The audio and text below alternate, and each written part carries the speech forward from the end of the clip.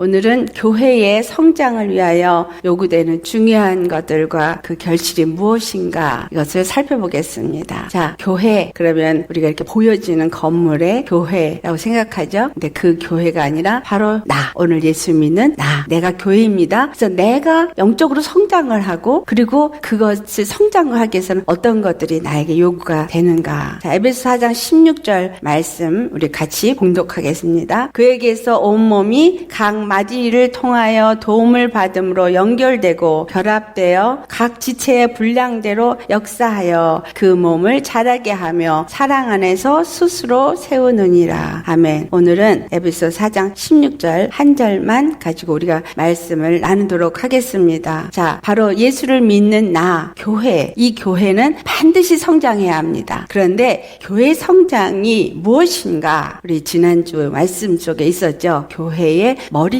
되시는 그리스도의 장성한 분량에 충만한 데까지 자라나야 합니다. 교회는 반드시 자라나야 합니다. 자라나야 하는데 어느 만큼 자라나냐면 장성한 그리스도의 충만한 데까지 자라나는데 그리스도가 바로 그 교회의 머리이기 때문에 머리까지 자라나야 된다는 거예요. 다른 말로 말하면 머리가 되신 예수님 앞에 가까이 계속 믿음이 자라나서 거기까지 우리가 이르러야 한다. 하늘나라에까지 이룰 수 있는 그러한 믿음이 되어져야 한다. 이것은 어떠한 의미를 말하고 있는가? 교회 성장은 바로 예수 그리스도의 완전한 연합을 의미합니다. 여기서 생명으로 연합을 계속 경험하다가 완전히 하늘나라에 가서 하나님과 완전한 연합에 이룰 수 있는 거기까지 우리가 가야 된다라는 얘기예요. 그러려니까 생명이 계속 채워지고 자라나서 완전한 예수님과 하나가 되어지는 데까지 자라나야 된다라는 것을 말씀해요. 하나님의 통치권 안에서 사는 믿음의 삶이 바로 교회의 성장을 이루게 됩니다. 내가 정말 그리스도의 장성한 분량에 충만한 데까지 자라려면 예수님과 완전한 연합을 이루기 위해서는 항상 내 생각과 마음이 누가 주장을 해야 된다는 거예요? 머리가 되신 예수님이 주장을 해야 된다라는 것입니다. 그래서 내 생각, 그동안 살아왔던 육체의 내 생각이 나를 지배하게 하는 것이 아니고 내 마음이 나를 지배하는 것이 아니라 하나님의 영이 내 생각을 지배하고 내 마음을 지배할 수 있게끔 그렇게 할 때 우리가 자라나게 됩니다. 그렇다면 이러한 교회 성장을 위해서 요구되는 것들 그리고 그 요구하는 것들이 내 안에서 이루어지면서 우리 안에서 내가 지금 자라나고 있다고 나타나고 있는 결실들은 무엇인가 우리가 그것을 살펴보기를 원합니다. 자, 그리스도의 교회가 된 나에게 이렇게 성장을 하기 위해서는 반드시 요구되어지는 일이 있습니다. 너무 잘 아시죠? 첫 번째, 우리는 영의 양식으로 말씀을 먹어야 한다라는 것. 우리 육체가 밥을 안 먹으면 기운이 없어서 자라지도 않고 죽게 되어지죠. 똑같이 우리의 속사람, 예수님을 믿고 거듭난 우리의 속사람도 계속해서 양식을 먹어야 되는데 그 양식이 그 속사람을 자라나게 합니다. 믿음의 사람을 자라나게 하는데 이것이 영의 양식으로 말씀이 들어가야 된다라는 거예요. 영의 양식으로 들어간다는 게 무슨 말인가? 우리는 일반적으로 생각할 때 성경에 있는 말씀은 하나님의 말씀이니까 성경에 있는 말씀을 전하는 것을 들으면 내가 영의 양식으로 먹는 거다라고 생각을 해요. 성경을 읽으면 영의 양식으로 먹는 거다. 아니에요. 말씀이라는 단어가 헬라말로 이렇게 몇 가지로 구분이 돼 있어요. 왜 단어가 이렇게 한국말은 그냥 말씀이면 그냥 말씀이죠. 영어도 word 하면 그냥 word예요. 그래서 원어적인 부분이 굉장히 우리에게 도움을 주는데 그것이 헬라어 말에서 우리가 보면은 첫 번째로 포네라는 말이 있어요. 포네. 말씀을 포네라고 얘기하는 거는 소리라는 거예요. 소리. 그러니까 말씀이 우리 안에 이 귀로 들어왔다. 오른쪽 귀로 들어갔다. 왼쪽으로 나가는 건 소리죠. 그냥 들어와서 그냥 지나가 버리는 거예요. 바람이 스쳐 지나가는 것처럼 지나가. 이게 뭐냐면 포네예요. 이 포네라는 원어에서 폰이라는 단어가 나왔어요. 전화. 소리가 전달되어진다. 포네라는 건 전달한다는 의미도 갖고 있고 소리라는 의미도 갖고 있거든요. 이 소리는 파장으로 움직여서 우리의 귀에 들어오지만 그것이 우리를 지배하지 못하게 될 때 포네라 그래요. 근데 다른 단어에서 말씀이란 말이 로고스. 너무 잘 아시죠? 로고스. 하나님의 말씀은 로고스다. 생명의 말씀이다. 그럴 때 로고스라는 단어를 써요. 근데 다른 하나가 레마라는 말씀이 하나님의 말씀이 레마라고 할 때는 그 말씀이 내 안에 생명으로 내 심령을 와서 치고 감동이 분명히 되어지고 어떤 번개처럼 반짝하고 깨달아지고 심령에서 그렇구나 해서 심령에 어떤 요동함이 있는 감화, 감동, 역사가 있을 때 이것을 레마라 그래요. 영의 양식으로 말씀을 먹는다는 것은 지식으로 그런 뜻이구나 라고 해서 영의 양식이 되어지지 않아요. 영의 양식은 지식으로 들어와서 깨달아서 그렇겠구나 라고 하면서 그게 내 마음에 들어와서 감동으로 역사되어질 때 그때 레마가 돼요. 이 레마로 들어올 때만 말씀이 생명으로 역사가 되어요. 어떤 때는 그렇구나 알아질 때도 있고 어떤 때는 나는 모르는데 듣기는 들었는데 그렇구나 라고 깨달아졌는데 이게 생명으로 역사된지는 잘 모르거든요. 그런데 지나고 보면 그 말씀이 계속 기억나고 계속 살아서 뭔가 나를 지배하고 있을 때 생명으로 이 말씀이 들어왔구나. 영으로 내 안에 들어와서 심겨졌구나 라는 것을 알게 됩니다. 그래서 이것이 레마가 되는 거예요. 말씀을 영으로 영의 양식으로 먹었다라는 표징이죠.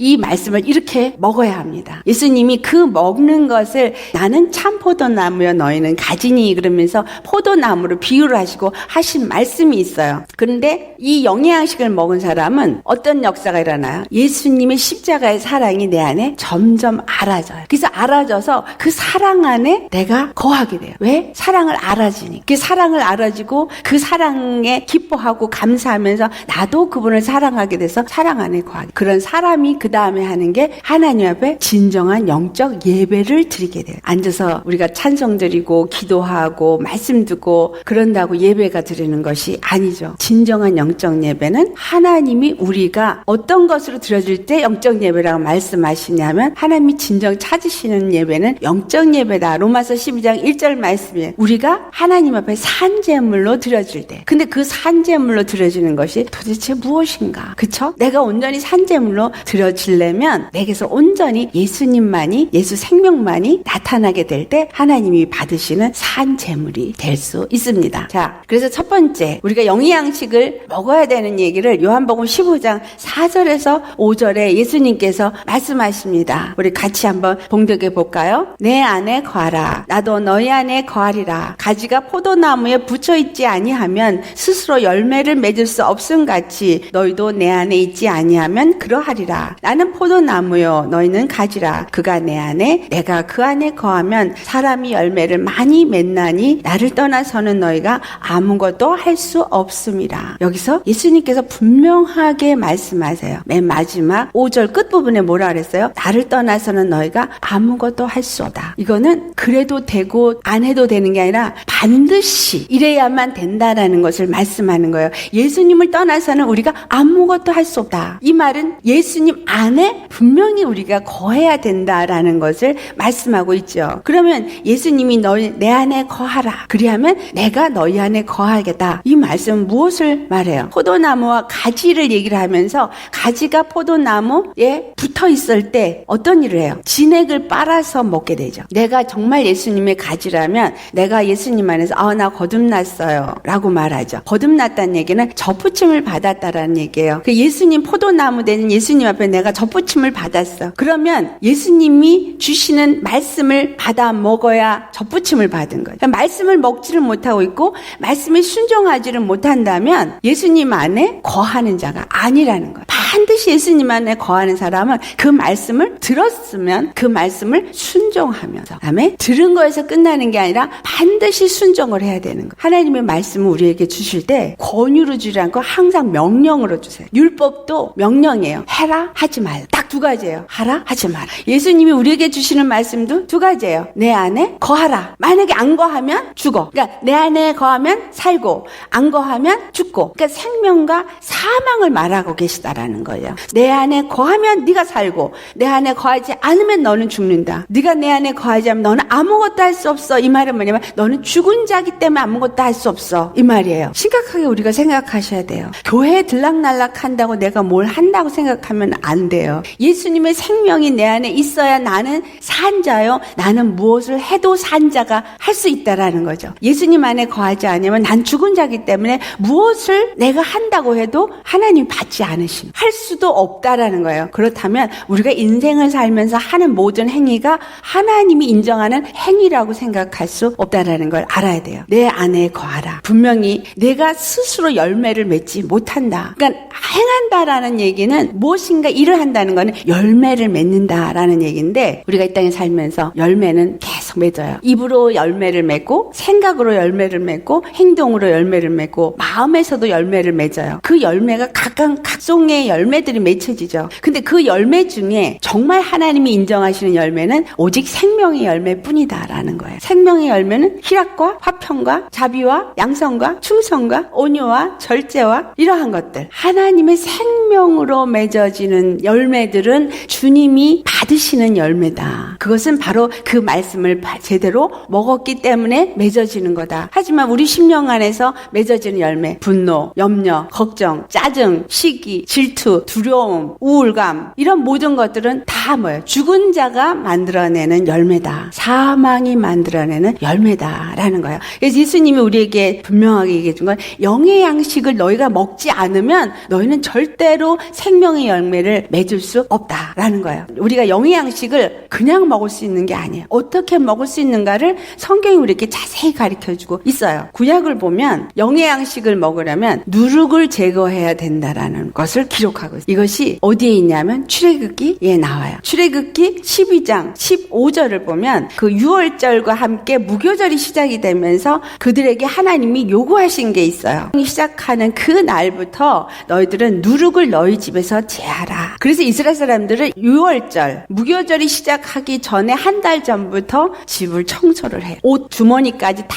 뒤지고 옷 다 빨고 집 청소 곳곳에 구석구석까지 다 청소를 해요. 아주 그 유월절 10일 전에는 피크를 청소하는 피크의 날이에요. 왜? 누룩을 제해야만 되는 큰 이유가 있는 게, 누룩이 있으면 이스라엘 중에서 끊쳐지기, 누룩을 제하지 아니하면 절대로 이 절기에 참석을 할 수 없기 때문에 굉장히 중요한 것이 누룩을 제거하는 거. 근데 이 누룩을 제거하고 난 다음에 그 다음에 이 출애굽기 12장 15절 말씀을 보면 무교병만 먹으라 그래요. 유교병은 먹지 말아라 그래요. 유교병을 먹으면 이스라엘에서 끊어진다. 유교병이 바로 누룩이 들어간 떡이고 무교병은 누룩이 들어가지 않은 떡이에요. 이것이 주는 영적인 의미는 바로 세상의 것들이 들어가서 섞여진, 내 생각이 섞여져서 말씀을 내 마음대로 생각하고 타협하고 분석해서 내 입에 맞게끔, 나한테 맞게끔 먹는 그러한 것은 이스라엘에서 끊어진다. 절대로 하나님의 백성이 될 수 없다. 다른 말로 말하면 영의 양식으로 말씀을 먹을 수가 없다. 영의 양식으로 생명으로 주님이 말씀을 주시지 않는다라는 얘기예요. 그래서 우리 안에 누룩을 다 제거해야 되는 과정이 반드시 먼저 있게 된다는 거예요. 아, 목사님, 왜 나는 말씀의 은혜가 안 돼요? 말씀을 잘 모르겠어요. 무슨 말이에요? 내가 누룩을 제거하지 못했기 때문이다 라는 거예요. 육의 생각이 벗어지고 육의 정욕이 벗어지고 육의 것이 벗어지면 벗어질수록 말씀의 은혜와 깨달음은 더 증가되어지지만, 육의 것을 그대로 가진 상태에서 말씀을, 은혜를 받으려고 하면 절대로 말씀은 생명으로 오지 않아요. 뭐로 와요? 지식으로 들어와요. 왜냐하면 많이 들었으니까. 교회 다니는 많은 사람 중에 뭐 영적인 말씀을 막 목사님이 전해줬기 때문에 내가 굉장히 많이 들었다. 많이 들어서 많이 알 수는 있어요. 어디로? 머리로. 지식으로는 알아요. 하지만 이것이 뭘 만들어요? 생명을 만들지 못했기 때문에 영적인 교만이 찾아와요. 심령도 변하지 않고, 삶도 변하지 않고, 성품도 변하지 않고, 믿음의 어떤 행위도 변하지 않고, 아무것도 변하지 않고 머리로 지식으로만 됐기 때문에 이런 사람은 영적 교만이 오고 말씀을 판단하고 앉아서 자기가 하나님이 되어주는 그러한 역사를 합니다. 너무나 저는 그런 사람을 많이 봐요. 말씀이 생명으로 오면 반드시 반드시 우리 심령이 변화받게 돼 있어요. 그래서 이 누룩을 반드시 제거해야 돼요. 예수님께서 마태복음 16장을 가보면 11절 12절에 너희는 바리새인과 사두개인의 누룩을 주의하라. 그러니까 아니 예수님 지금 무슨 말씀하시지? 우리가 떡을 안 가져온 거를 말하시는 건가? 제자들이 그렇게 생각했어요. 나중에 알게 되죠. 아, 바리새인과 사두개인의 교훈을 주의하라. 말씀은 말씀인데 이거를 자기네 입에 맞게끔 변질시켜서 만들어낸 복음, 이게 사두개인과 바리새인의 복음이에요. 오늘날 교회에서 목사님들이 설교를 할 때 또한 신학자들이 만들어낸 말씀 중에 바리새인의 교훈과 사두개인의 교훈이 있어요. 어떤 것들이에요? 구제하고 선한 일을 많이 해라. 그러면 네가 복을 받고 천국에 갈 수 있다. 이건 사두개인의 교훈이에요. 또 부활은 없다. 휴거도 없어. 이 땅에서 부귀 영화를 누리고 이 땅에 천국을 만든다. 이것도 사두개인의 교훈이에요. 또 행위로 열심히 교회에 헌금 많이 하고 봉사 많이 하고 그러면 행위로 네가 의로워질 수 있고 믿음의 사람으로 인정받아 상이 크다. 이건 바리새인의 교훈이에요. 오늘날 교회에서 이런 식으로 가리키는 것들은 전부 누룩이 들어간 사람이 인본주의적인 생각으로 말씀을 바꿔버린 것들이죠. 이런 것들은 우리에게 생명을 주어서 우리를 바꾸지는 못한다는 거예요. 왜? 생명의 말씀으로 우리가 먹지 않았기 때문에. 하나님은 그래서 어떤 일을 합니까? 우리에게 요한복음 15장 2절을 보면은 열매 맺는 가지와 열매 맺지 못하는 가지를 하나님이 어떻게 다루시는가를 말하고 있어요. 열매를 맺지 못하는 가지들을 잘라내요. 그래서 열매 맺는 가지의 그 열매가 더 잘 열릴 수 있게끔 영양분이 그 사람한테만 집중적으로 갈 수 있게끔 한다라는 거예요. 제가 이 포도나무는 안 키워봤지만 깻잎을 키워보니까 도마도도 그렇고 가지가 무성하게 나와요. 다 사이드에서. 근데 이런 토마토를 못 맺는 가지가 있어요. 그거를 잘라줘야지만 도마도를 맺는 가지의 도마도가 아주 실하게 잘 맺을 수 있거든. 근데 포도나무나 모든 나무가 다 마찬가지로 그렇다고 합니다. 그래서 주님이 농부로는 반드시 그 쓸모없는 가지들, 그런 것들, 열매를 쬐끄맣게 맺는 것들까지도 다 잘라버린다. 우리 심령에 그렇게 우리가 열매를 잘 맺을 수 없게 만드는 요인들은 주님이 다 제거시키는 작업을 합니다. 그걸 자를 때 당연히 아프죠. 힘들죠. 괴롭죠. 하지만 이것을 잘라버리는 이유는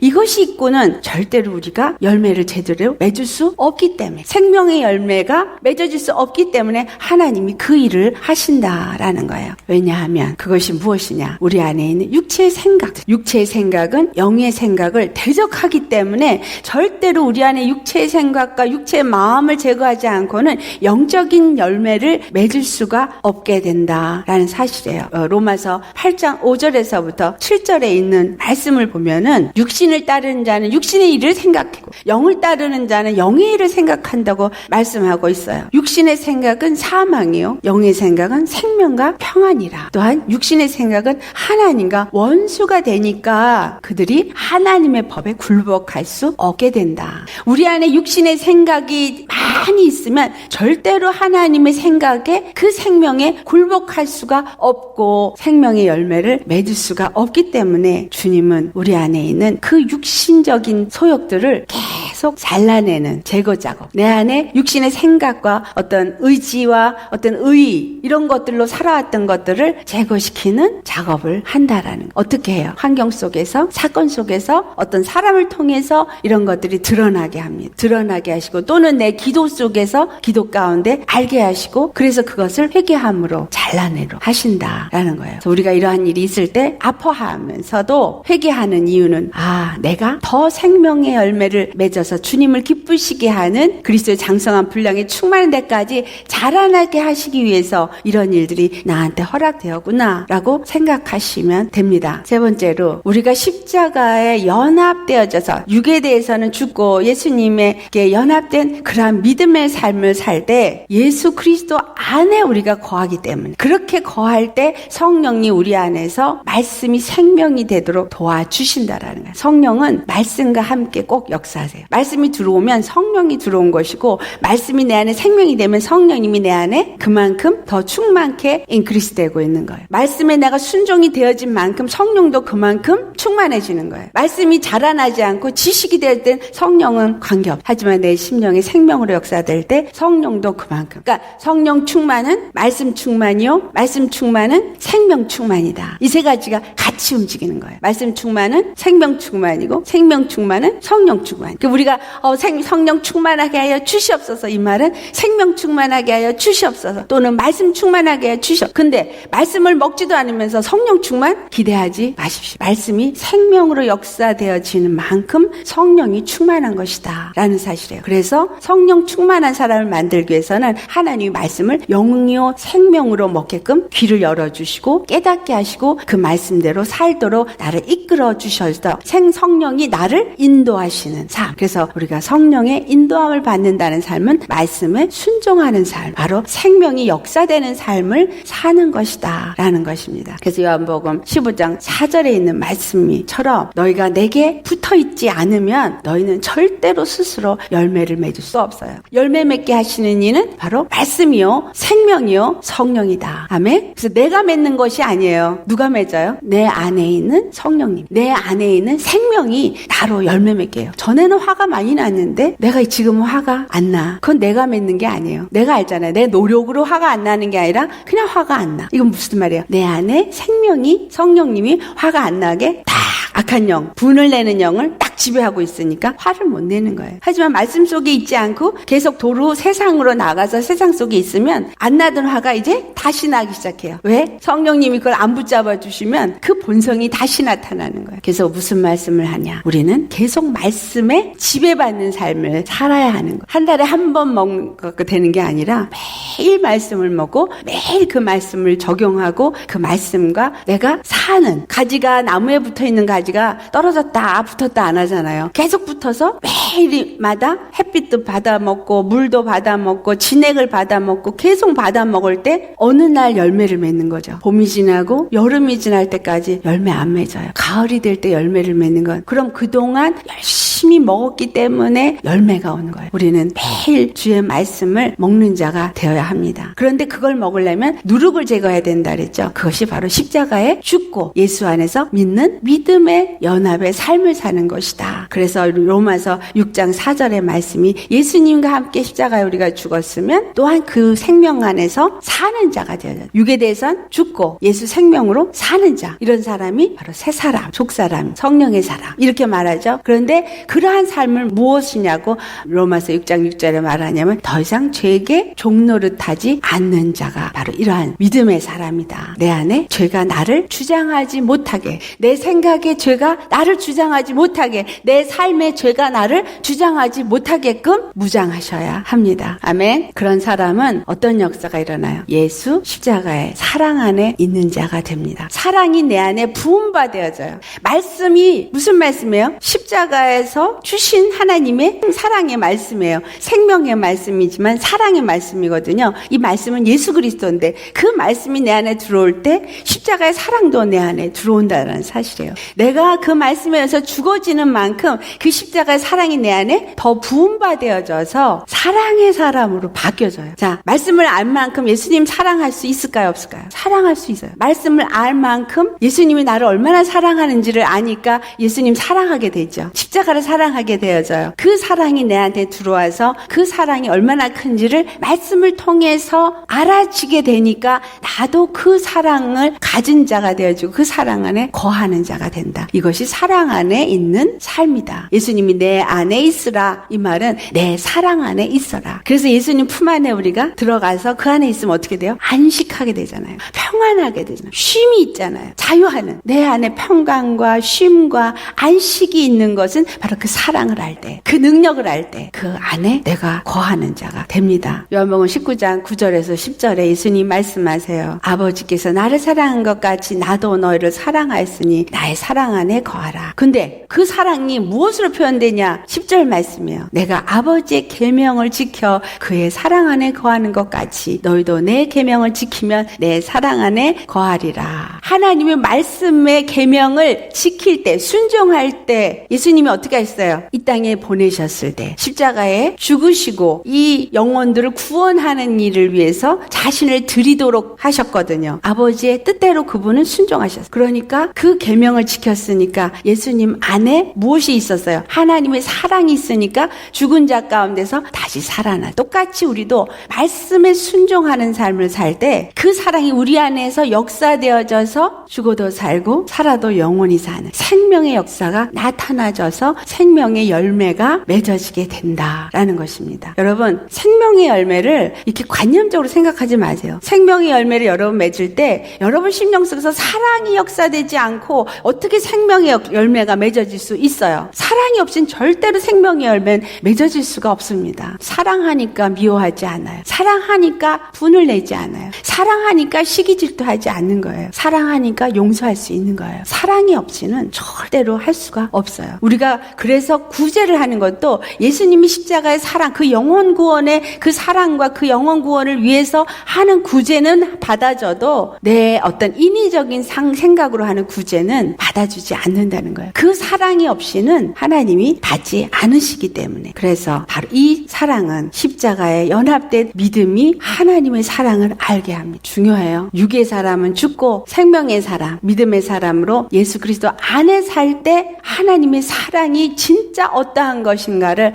알게 되어집니다. 그 다음 두 번째, 하나님의 사랑으로 우리가 하나님을 정말 사랑할 수 있게 되어지고 내 이웃의 형제 자매도 사랑할 수 있는 사람이 되어집니다. 주님 우리에게 주신 계명이 뭐예요? 내 이웃을 내 몸과 같이 사랑해라. 너에게 새 계명을 주노니, 사도 요한을 통해서 하신 말씀이죠. 근데 이 사랑이라는 게, 이웃을 사랑하는 게 하나님의 사랑을 알고 그 사랑이 내 안에 부음받아지지 않고는 절대로 내 이웃을 내 몸과 같이 사랑할 수 없습니다. 그래서 육의 사람은 절대로 이웃을 사랑할 수 없기 때문에 사랑의 열매를 맺을 수 없죠. 그래서 중요한 게 뭐예요? 영의 말씀을 먹기 위해선 반드시 누룩을 제하라. 육적인 내 안에 있는 것들이 제해져야 말씀이 무교병으로 생명으로 오게 된다. 이렇게 생명으로 말씀을 먹게 되어져야 내가 사랑하는 그 사랑의 사람이 되어지도록 내 안에 하나님의 사랑이 들어오고 내가 하나님을 사랑하고 내가 이웃을 사랑할 수 있는 그러한 계명도 지키는 사람이 되어진다. 이것이 우리가 영의 생명의 말씀을 먹는 증거입니다. 이렇게 이러한 말씀을 들을 때 영적 예배를 드릴 수 있게 되어집니다. 자, 우리가 영적 예배를 드린 자들이 어떻게 일을 하게 되어지느냐? 오늘 본문 말씀이죠. 그에게서 온몸이 각 마디를 통하여 도움을 받음으로 연결되고 결합하여 각 지체의 분량대로 역사하여 그 몸을 자라게 하며 사랑 안에서 스스로 세우느니라. 자, 이 말씀을 사도 바울이 지금 뭐라고 말하고 있어요? 교회를 어떤 그 몸으로 표현하고 있고 그 마디라고 해서 그 지체로 비유해서 표현하고 있습니다. 로마서 12장 5절을 보면은 우리 많은 사람이 그리스도 안에서 한 몸이 되었고 서로 지체가 되었다.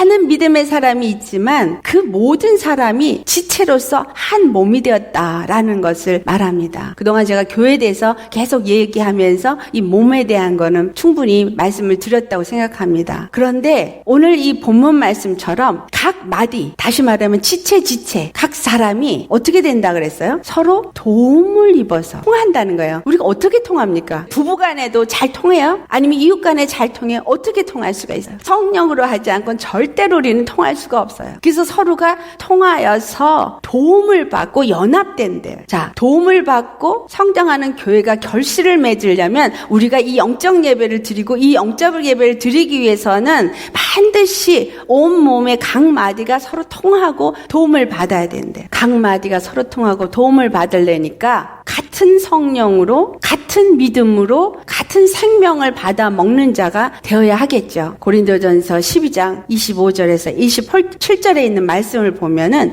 몸 가운데 분쟁이 없어야 되고 여러 지체가 서로 같이 돌보게 하셨다라고 말씀하고 있습니다. 26절 말씀이에요. 한 몸이 고통을 받으면 모든 지체가 함께 고통을 받고 한 지체가 영광을 받으면 모든 지체가 다 영광을 받는데요. 우리 오늘날 교회라고 말하고 있는 교회 속에 들어가 봅시다. 정말 한 지체가 지체가 고통을 받을 때 다 같이 고통받고 한 지체가 영광을 받을 때 다 같이 영광을 받나요? 그건 교회 모습이 아닌 거예요. 분명히 하나님이 그리스도의 몸된 교회에게 요구되어지는 것은 서로 교통하고 서로 통합하고 서로 연합되어져서 서로 도움을 얻어야 되는 것이 하나님이 교회에게 요구하는 모습이에요. 그러니까 내가 만약에 정말 한 성령을 받았고 한 생명을 받는 한 그리스도의 교회라면, 지체라면 내 옆에 한 영혼이 고통할 때 같이 고통해야 돼요. 같이 어떻게 고통해요? 함께 기도하고 함께 위로하고 권면하고 도움을 주고 하면서 함께 세워지도록. 왜냐하면 그 지체가 곧 내 몸이니까. 마디와 마디가 연결해야 몸이 온전히 쓰잖아요. 이렇게 서 있을 때 내가 이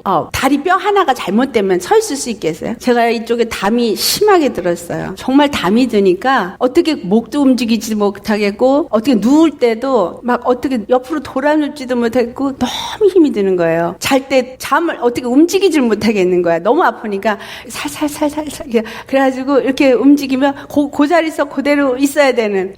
그 혈맥 어딘가에 혈이 뭉친 게 담이잖아요. 이거 하나 딱 뭉치니까 온몸이 고통을 받는 거예요. 무슨 말이에요? 이게 뭉쳤다는 얘기는 잘 안 통한다는 거죠. 피가 잘 안 통하게 어딘가가 뭉쳐서 잘 안 통하니까 온몸이 고통을 받는 거예요. 우리 오늘날 예수 믿는 교회가 이렇게 뭔가가 잘 통하면 잘 움직일 수 있겠는데 이게 안 통하면 꽉 막혀서 서로 도움을 줄 수가 없는 거예요. 서로가 서로를 이해하지 못하니 교회 가서 오히려 말로 상처받는 경우 참 많습니다. 위로한다고 아유 어떡해, 남편이 그렇게 돈을 못 벌어와서 어떡해, 너무 속상하고 힘들겠다, 위로하는 것 같죠? 아니요, 그 염장을 질러요. 돈을 못 벌어 힘들 것 같으면 돈을 좀 주든가. 우리가 정말 중요한 건 하나님이 원하시는 교회 모습이 무엇인가라는 거예요. 분명히 교회는 서로 연합되어져서 서로 같이 아프면 같이 아파하고 기쁜 일은 같이 기뻐하면서 하나로 서로 도움을 주는 것이 그리스도의 교회다라는 거예요. 무엇을 위해서? 그 영혼이 살 때 나도 살기 위해, 그 영혼이 죽으면 나도 죽는 거라고 생각하는 만큼 그런 심령이 되어져야 한다라는 것입니다. 그 다음에 오늘 두 번째 하신 말씀이 서로 연결되고 결합한다. 자, 연결되고 결합하래요. 에베소서 2장 20절부터 22절 말씀이에요. 예수 그리스도가 모퉁이 돌이 되셔서 십자가에 죽으시고 부활하시면서 첫 돌, 모퉁이 돌이 됐어요. 그래서 각 지체마다 그 모퉁이 돌에 연결해서 건물로 세워지는 겁니다. 내가 십자가에 죽고 정말 예수님의 사랑이 내 안에 있어야지만 서로 연결되어지고 결합될 수 있습니다. 주님이 원하시는 건 둘이 하나가 되어지라는 거예요. 지체가 한 연합의 역사가 이루어져야라는 겁니다. 그렇기 때문에 각 사람을 하나님이 십자가에 죽게 하시고 각 사람에게 성령을 주시고 각 사람에게 각각 다른 은사를 주시고 그 각각 다른 은사를 주신 것은 서로 협력하고 서로 돕고 그래서 서로 한 성령 안에서 한 몸으로 한 믿음 안에서 연합되어지고 결합되라고 준 것이다 라는 것이에요. 그럴 때 내 안에 있는 성령님이 나 안에만 있는 게 아니라 함께 역사될 때 더 파워풀하겠죠. 자, 내가 혼자 성령의 인도함을 받고 기도한 기도보다 만약에 그렇게 성령 인도한 사람이 10명이 모여서 기도를 합심으로 해봐요. 얼마나 뜨겁게 정말 천지가 움직일 수 있죠. 우리는 하나님이 원하시는 정말 진정한 교회가 무엇인가? 왜 내가 오늘 십자가에 죽는 믿음, 왜 내가 생명을 먹는 그러한 사람으로 자라나야 되느냐? 내가 자라지 않고는 사랑이 역사되지 않고 그렇게 되지 않고는 연합의 역사가 있을 수 없기 때문에 사람의 힘과 노력으로는 절대 우리는 연합될 수 없고 서로 도울 수 있는 그러한 몸을 세우는 자가 되지 못한다라는 거. 이 세상에서 주님이 그래서 각 지체의 분량대로 역사하게 하신다. 어떤 분이 전에 저한테 그래요. 제가 그땐 전도사였어요. 그분도 전도사고 근데 그분은 중보 기도를 하시는 그런 하나님의 영을 부으셔서요. 그랬더니 전도사님은 말씀의 은사가 있어서 너무 좋겠어요. 나는 이거 너무 싫어. 나는 말씀의 은사가 있으면 좋겠어요. 아니 모두가 다 말씀의 은사만 있으면 어떡해요? 그 어떤 거에도 다른 것이 없다라는 거예요. 성령님은 어떤 사람은 기도를, 어떤 사람에게 말씀을, 어떤 사람은 봉사할 수 있는 육체의 힘을 다 각각 다르게 주시고, 어떤 사람은 또 위로하는 성품이 있어서 위로하고 감싸고, 그런 어떤 것들을 주신 거는 각 지체가 자기에게 준 은사대로, 자기에게 준 분량대로 역사하도록 주셨다라는 거예요. 그러니까 뭐만 하면 돼요? 로마서 12장 3절에 있는 말씀, 우리 같이 봉독해 보겠습니다. 내게 주신 은혜로 말미암아 너희 각 사람에게 말하니 마땅히 생각할 그 이상의 생각을 품지 말고 오직 하나님께서 각 사람에게 나누어 주신 믿음의 분량대로 지혜롭게 생각해라. 딴 생각 말으라 이 말이에요. 뭐만 하라는 거예요? 너나 잘해. 너만 잘하면 돼. 누가 머리예요? 예수님이 머리예요. 각각 손은 손의 일, 입은 입의 일, 귀는 귀의 일, 코는 코의 일만 하면 되는 거예요. 각자 자기의 일만 하면 하나님이 알아서 몸을 세워 가신다라는 거예요. 남의 것 탐내지도 말고 넘보지도 말고, 내가 지금 맡겨주신 일이 무엇인가, 주님이 나에게 지금 원하시는 게 무엇인가를 분명하게 알기 위해서 기도하고 구하면서 지금 나에게 주어진 상황 속에서 내가 할 일만 열심히 하면 된다라는 것입니다. 작은 것 같은 일일지라도, 아무것도 아닌 것 같은 일일지라도 지금 나에게는 그 작고 아무것도 아닌 일이 하나님이 나에게 허락한 시간이고 허락한 분량이에요. 그걸 하면 되는 거예요. 그래서 다른 지체는 뭘 하면 돼요? 그 사람이 자기에게 맡겨진 분량을 잘 할 수 있도록 옆에서 돕는 자가 되어지는 거예요. 내가 영적으로 좀 더 많이 성숙해져 있고 더 많이 안다 그래서 잘난 척하려는 게 아니라, 어린 영혼이지만 그 영혼은 분명히 내 지체거든요. 내 몸이거든요. 그리스도의 한 몸으로 부르셨는데 아직은 어리고 아직은 연약해. 그런 사람을 위해서 기도해주고 위로해주고 끌어주고 하면서 그 영혼이 자라나게 하는 것. 그 영혼이 자라나도록 세우도록 내가 성령의 도구로 쓰임을 받게 될 때 자라나게 되는 거죠. 어린아이를 보면 분명히 어린아이는 다른 데는 잘 자라고 있는데 처음에는 앉지도 못해요. 조금 있다 보면 앉을 줄 알아. 근데 아직은 서지를 못해. 조금 있어야 설 수 있어. 서도 걷지를 못해. 시간이 지나야 걸을 수 있어. 또 뛰지를 못해. 시간 지나야 뛸 수 있는 것처럼. 뭐예요? 근데 다른 몸은 다 성장해서 크잖아요. 다리만 그렇게 약한 거야. 교회가요, 그렇게 점점 자라나고 성장해야 하나님의 일을 할 수 있는 것입니다. 각자 자기에게 맡긴 일. 그 아기가 열심히 먹으니까 다리에 힘이 생겨서 앉았다가 일어서고 일어섰다 뛸 수 있는 거지, 열심히 먹지 않고 뭐 난 이 정도니까 다 자랐어 됐어 그러고 먹지도 않고 나눠주지도 않으면 그럼 뭐예요? 그렇게 평생 앉아서 살아야 되는 거예요. 주님이 다 보여주고 있어요. 아기를 통해서. 넌 지금 앉은뱅이 믿음이지만 그러나 곧 네가 일어설 수 있는 믿음으로 자라나게 내가 한다. 너는 곧 걸을 수 있고 뛸 수 있고 그 다음에 일할 수 있는 자로 성장하게 된다. 교회는 반드시 성장하게 돼요. 그 몸을 누가 자라게 하세요? 내가 자라게 해요? 성령님이 자라게 하세요. 어떨 때 자라요? 생명의 양식으로 말씀을 먹어야 자라요. 각자가 말씀을 생명으로 계속 잘 먹고 깨달아지면 몸은 자연스럽게 자라게 되어져 있습니다. 골로새서 2장 2절에서부터 3절에 있는 말씀을 우리가 보면은, 이는 그들로 마음의 위안을 받고 예수님의 십자가의 사랑 때문에 위로를 받고 그리고 사랑 안에서 연합하여 확실한 이해의 모든 풍성함과 하늘의 비밀인 예수 그리스도를 깨닫게 하려 합니다 라고 말합니다. 확실한 이해, 얘가 풍성해져. 하나님의 은혜와 사랑을 확실하게 이해할 수 있게 되어지고 그 십자가의 비밀이 무엇인지를 우리가 알게 되어질 때 어떻게 되어져요? 예수 그리스도를 더 알아가죠. 2장 3절에 있는 말씀, 그 안에 뭐가 있다래요? 지혜와 지식과 모든 보화가 감춰져 있느니라. 예수 그리스도 안에 보화는 바로 예수 생명인 거예요. 사랑의 결정체죠. 그리고 그것이 예수님 안에 다 있어요. 내가 십자가에 죽고 그 생명으로 살 때 그 지혜와 지식과 각종 보화가 내 것이 되어지는 거예요. 내 안에 말씀을 더 깨닫게 되고 더 깨닫게 될수록 점점 지혜와 지식과 각종 보화가 충만해지게 되어지는 것입니다. 이런 사람들이 바로 십자가의 사랑 안에서 세워지게 돼요. 스스로 세워지게 돼요. 어떻게 해서? 성령님이 주신 말씀을 먹고 스스로 점점 일어서서 자라게 되어지죠. 요한일서 4장 12절 중요한 말씀이죠. 하나님을 본 사람은 없어요. 하지만 우리가 서로 사랑할 때 하나님이 우리 안에 거하시고 그 사랑이 우리 안에서 온전히 이루어진다라고 말씀합니다. 합니다. 하나님의 사랑이 십자가에서 우리에게 보여주셨는데 이것이 온전해지기 위해서는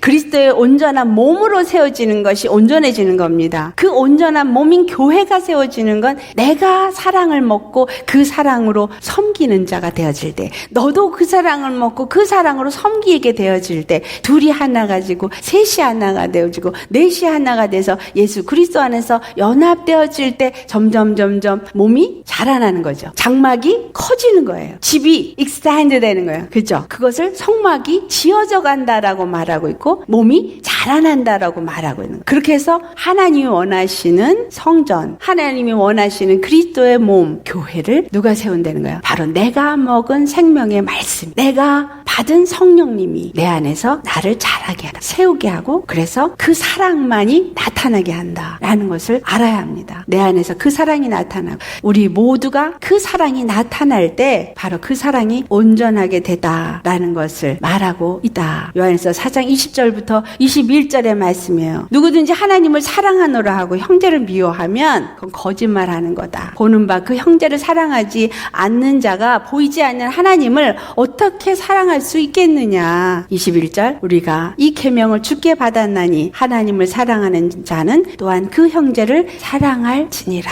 아멘. 내가 사랑하지 않고 주여 사랑합니다 아니라는 거예요. 거짓말 한다는 거예요. 주를 정말 사랑하는 마음이 있으면 죽어가는 영혼을 절대로 그대로 두고 보지 않는 사랑이 역사를 하게 되어져 있다라는 것입니다. 그래서 나만 살고자 한다면 그 사람은 하나님을 사랑하는 사람이 아니라는, 그 사랑이 그 안에 있는 것이 아니라는 것입니다. 만약에 교회를 다니면서 교회원 영혼 부족하다고 무시하고 그래서 그 영혼에 상처를 준다면 그 사람은 아무리 장로 목사라도 할지라도 그 안에 사랑이 없는 사람이요 그리스도의 사람이 아니라는 것입니다. 굉장히 중요한 말씀이에요. 오늘 우리가 한 절을 말하고 있지만 이 사도 바울을 통해서 단 한 절 말씀, 에베소 4장 16절에 교회가 어떤 교회가 되어져야 될지를 정확하게 다 말씀하고 있습니다. 우리는 이러한 결실을 맺는 교회가 되어야 합니다. 어떤 게? 우리 마지막으로 본문 말씀, 그에게서 온몸이 각 마디를 통하여 도움을 받음으로 연결되고 결합하여 각 지체의 분량대로 역사하여 그 몸을 자라게 하며 사랑 안에서 스스로 세우느니라. 아멘. 그래서 성령 충만, 말씀 충만, 생명 충만 받지 않고는 절대로 그리스도의 온전한 몸으로 세워질 수 없다. 우리가 교회라고 입으로 말하고 싶다면 우리가 각 마디가 서로 도움을 받는 것처럼 도와주고 도움을 받고 연결되어지고 연합되어지고 그리고 각 자기의 역할을 잘 감당하면서 몸이 자라서 세워질 수 있게끔 사랑만이 나타날 수 있게끔 하여야 합니다. 우리 이런 모두가 되어지시기를, 이런 모든 교회가 되어지기를 예수의 이름으로 축원합니다. 아멘.